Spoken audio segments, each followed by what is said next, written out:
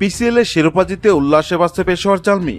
আর এই ঐতিহাসিক জয়ের পর দলের সবটুকু কৃতিত্ব বাংলাদেশের তরুণ পেসার নাহিদ রানাকে দিলেন অধিনায়ক বাবর আজম।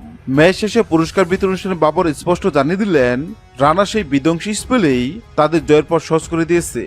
ইনিংসের শুরুতে রানার প্রথম ওভারটি কিছুটা ব্যয়বহুল হলেও বাবর আজম তার উপর আস্থা হারায়নি। অধিনায়ক এসে বারবার রানাকে ডেকে এনেছেন গুরুত্বপূর্ণ সময়ে। বাবর বলেন, রানার প্রথম ওভারে রান আসলেও আমি জানতাম ও উইকেট নেওয়ার ক্ষমতা রাখে। ওর গতি আর লাইনলেন আমাকে সাহায্য করেছে। বিশেষ করে ম্যাক্সওয়েলকে আউট করে ও যেভাবে আমাদের ম্যাচে ফিরিয়ে এনেছে সেটা ছিল অবিশ্বাস্য। নাহিদ রানা এদিন 4 ওভারে 22 রান দিয়ে 2টি উইকেট শিকার করেন। তার মেডেন ওভার ও নিয়ন্ত্রিত বোলিং হায়দ্রাবাদকে অল্প রানে আটকে দিতে বড় ভূমিকা রাখে। বাবর আজম আরও যোগ করেন, সত্যি বলতে আজ রানার কারণে আমরা ফাইনাল জিতেছি। ও শুধু উইকেট নেয়নি, রানের গতি আটকে দিয়েছিল। বড় ম্যাচে একজন তরুণ বোলারের এমন পারফরম্যান্স সত্যি অভাবনীয়। নাহিদ রানার বোলিংয়ে মুগ্ধ বাবর আজম মনে করেন, এই বাংলাদেশি পেসার বিশ্বের যে কোনো দলের জন্য ভয়ের কারণ হবে।